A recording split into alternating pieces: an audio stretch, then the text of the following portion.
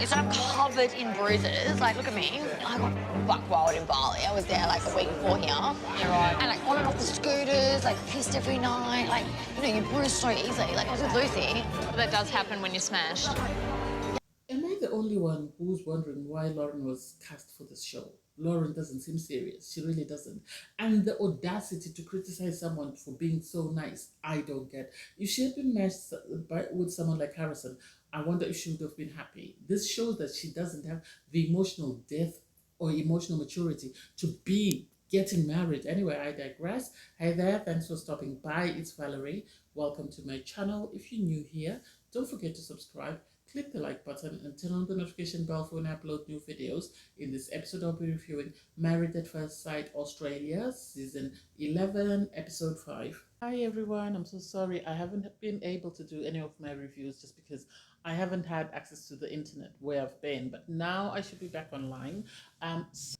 So we start off with another wedding. Apparently it's the final two weddings. So we have Richard, who is 62 and is getting married to Andrea, who is 51. What do I think?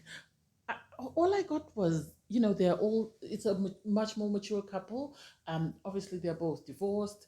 They have children from their previous relationships, and they both like motorbikes. And I'm like, I need more substance. These are grown-ups. These are not youngsters. They're not 21-year-olds that would say, oh, that should be enough. So I don't know what the experts saw that they thought would sort of be ideal for this match getting married. I am concerned, but we'll see how, it all plays out as usual. Next up, we have Lauren. Lauren is 32 years old. Lauren, I remember her at the, bachelorette party. She was wearing this black dress and she kept adjusting her boobies. And so, oh God, she's just going to be a mess. That's the impression that I get. I would be very surprised if she's very calm and sort of easygoing, because of the way, her sort of interview and her sort of profile video came along. It came across as someone who's very crass, someone who drinks a lot, someone who loves to eat. It's just a bad look. And for them to think the experts said they gave her what she needed and not what she wanted. And in some situations, you'd say, yeah, that's a good idea. But in this one, I feel sorry, really, for the guy she's going to marry, because I don't think he's got the bandwidth. I don't think anyone has got the bandwidth to sort of deal with Lauren if that's who she is as a person, the way she came across. I'm sorry. I feel sorry. And they've decided to match her with Jonathan, who seems to be on the opposite end of the spectrum, where he's very quiet, he's very laid back. He comes across as easygoing. He's 39 years old. And so the experts are saying, well, we've given her what she wants and not what she needs, because we're hoping he'll help her settle down. And it's like, I don't think that's it. I don't think this is a good look. I think this couple is going to be very toxic. And if that's what you were aiming for, well, this is what you're going to get. To get married are Jonathan and Lauren. And the question is, why? Who did Jonathan upset, or who did he offend?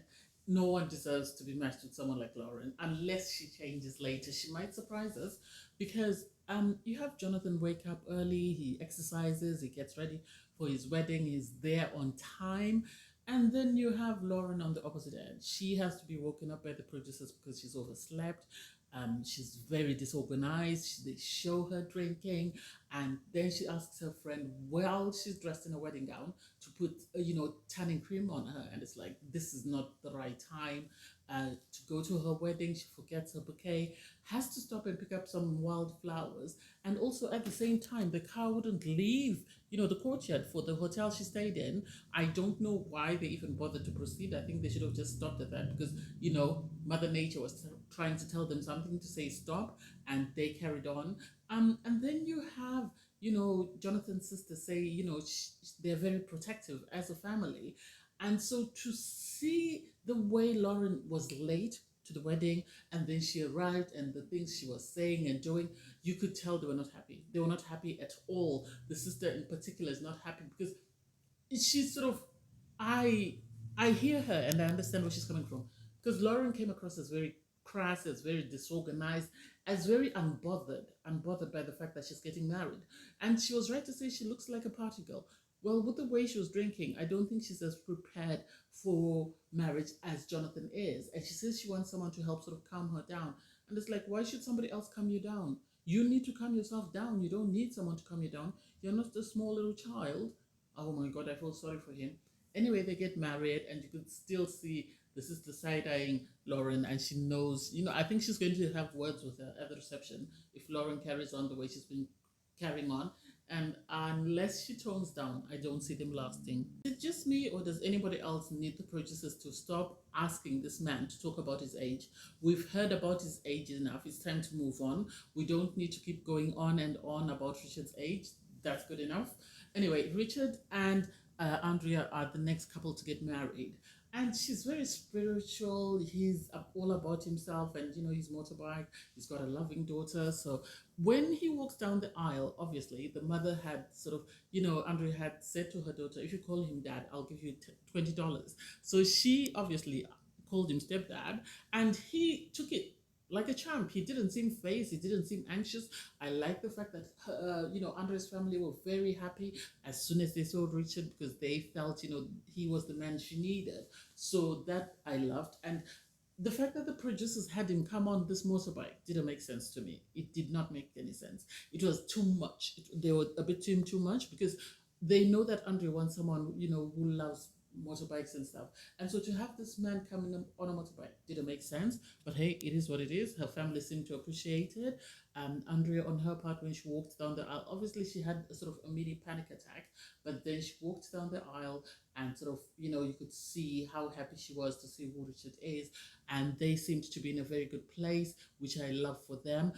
They seemed very happy, and their vows were interesting in the sense that in some of the things that Richard, spoke about, they were things that embodied who Andrea is. So I hope, if nothing else, this really works for them. And it was amazing. It was amazing to see. So I can't wait to see what happens, at the reception coming. Although we've got, the train wreck reception coming, so I can't wait to see that as well. No, I was anxious. Oh, obviously, Richard and Andre, I was worried about their age and how that would play out in regards to them getting married, and whether they would have a lot of things in common.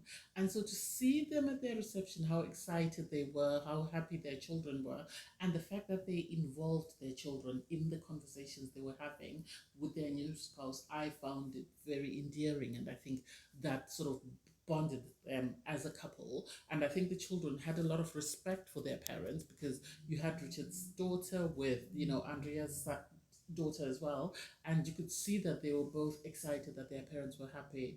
I like how respectful everything was at the reception. The fact that, the next day they woke up and they were sort of teaching each other how to make each other's cup of coffee, because they both said they like coffee. And even to see them when they went on their honeymoon, obviously Mafs producers are going to ask about sex, so eventually they owned up that they did have sex. And I, at their age, what else can you do? What else can you do? If they're happy, I love that for them. I just hope they take their time to know the person that they're in a relationship with, and they're not blinded by the fact that they're sexually attracted to the person, or they've already had sex with this person. So I can't wait to see what happens to those couples. And then Jonathan and Lauren, you could see Jonathan's stepsister was worried, and she has every right to be worried given how Lauren has behaved.